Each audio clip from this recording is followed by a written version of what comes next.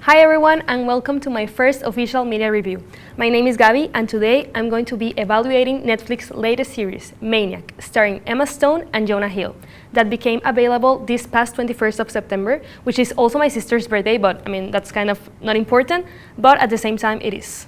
So, as I said before, Maniac is a Netflix limited series, and you are probably wondering what the heck is a limited series, right? Well, some people say it's the same as a miniseries, but not quite. Here's what Ariana Romero wrote for Refinery 29.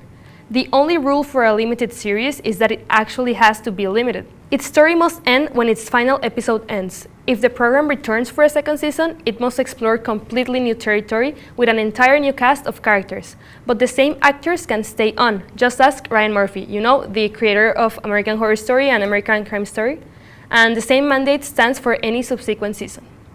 So as you can see, I place in the slide other examples like Alias Grace and God Bless, which are also limited series produced by Netflix. Well, moving on to the story, this is the actual synopsis you get when you enter the Netflix platform. Two struggling strangers connect during a mind-bending pharmaceutical trial involving a doctor with mother issues and an emotional complex computer. What? Seriously, if I had nothing to do on a lazy Sunday and I read this, I would not be interested. But the reality is that Maniac has so much more to offer. So just to get you excited, I took the liberty of showing some of the user reviews in the IMDb page. So I'm gonna read that right now. It says, literally just so good. Woke my sister up to tell her I love her.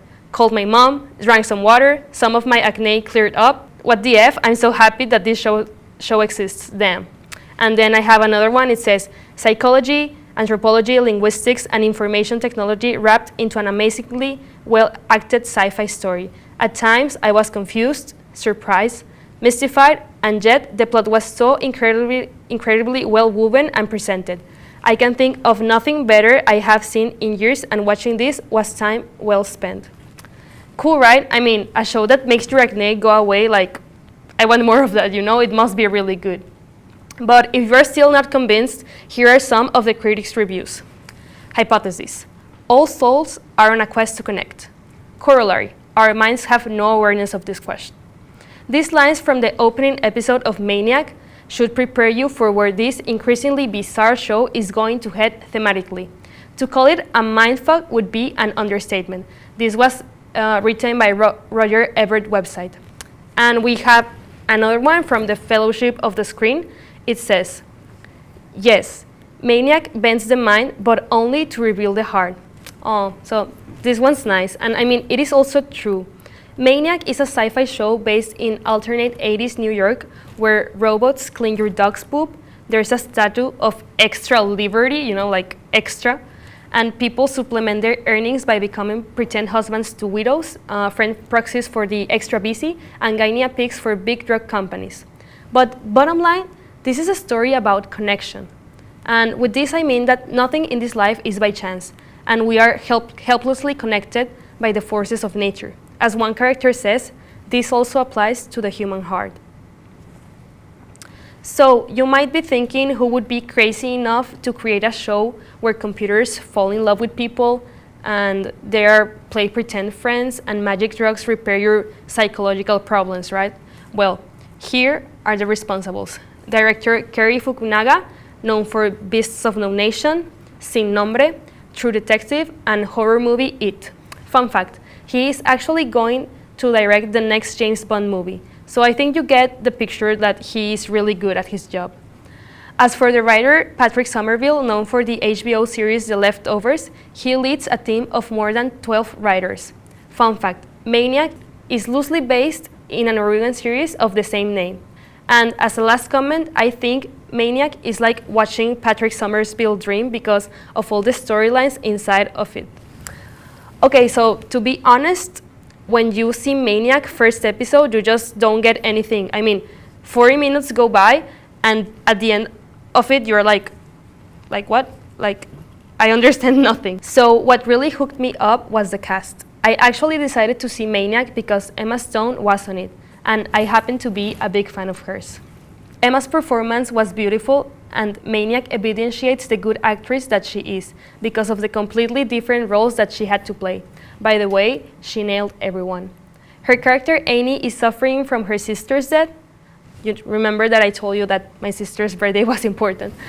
Okay, well, that doesn't matter. She is suffering from her sister's death, which she can't accept, so she is emotionally stuck.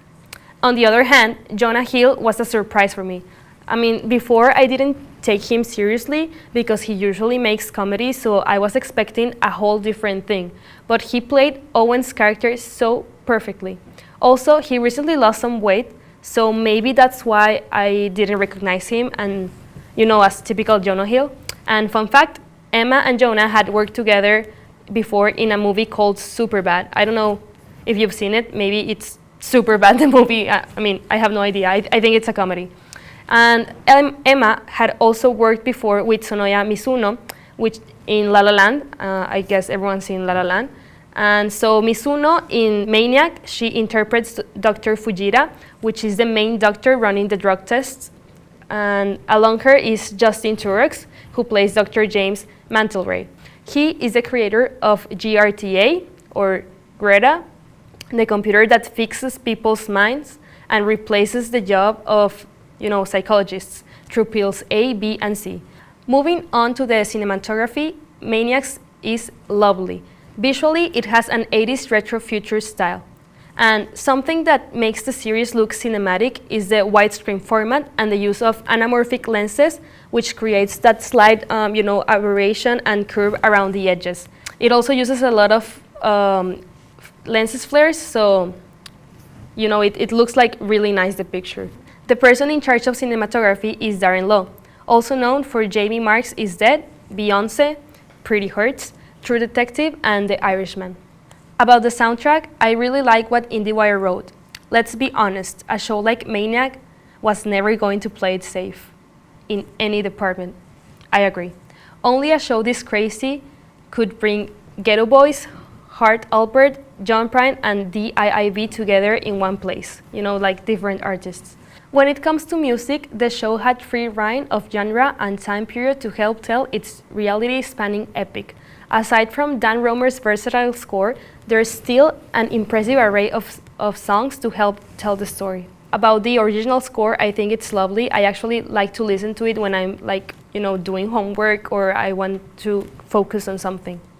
The artist of this is Dan Romer, and as a film composer, he is known for the 4-time Oscar-nominated Beasts of the Southern Wild, Beasts of No Nation, Chasing Coral, Gleason, Good Doctor, and the Emmy-winning Jim, the James Foley Story. He also scored the Ubisoft video game Far Cry 5, which will be released on March 2018. So if you like video games, you can listen to his score. He has also produced music for numerous artists. For example, A Great Big World and Christina Aguilera with the single Say Something, like Say Something, I'm giving up on you. And Treat You Better by Shawn Mendes. So we can tell he's very talented.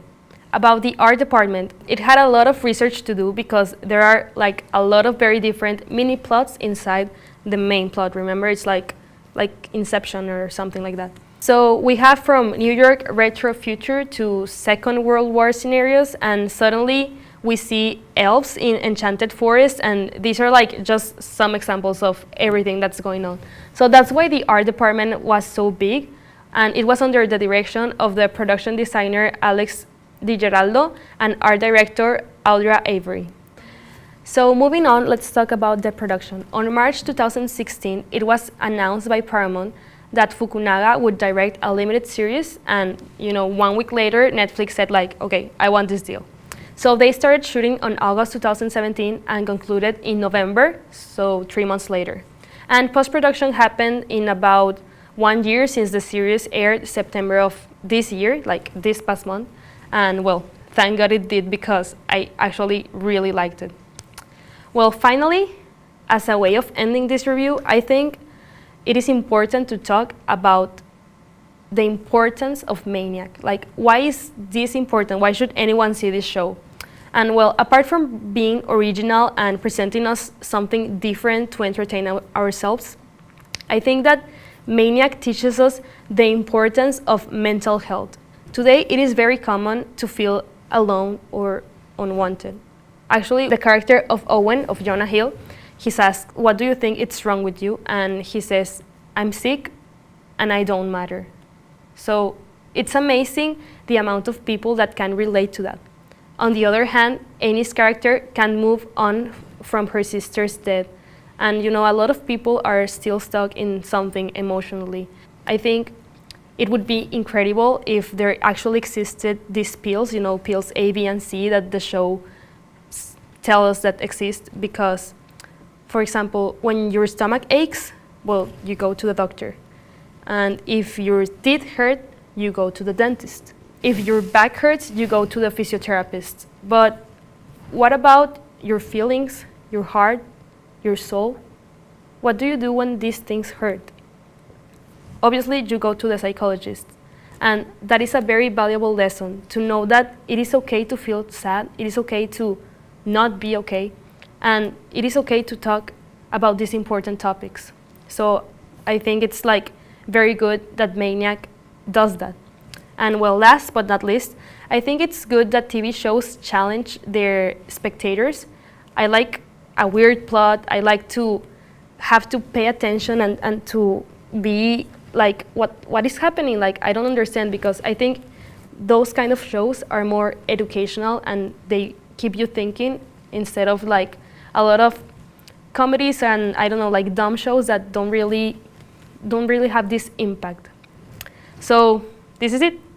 This was my first video review, well, audiovisual media review, and thank you so much for watching. I hope you enjoy it, and I'm looking forward to hear your opinions on Maniac. So if you haven't seen it, go see it, and if you have already, please come talk to me. Bye-bye.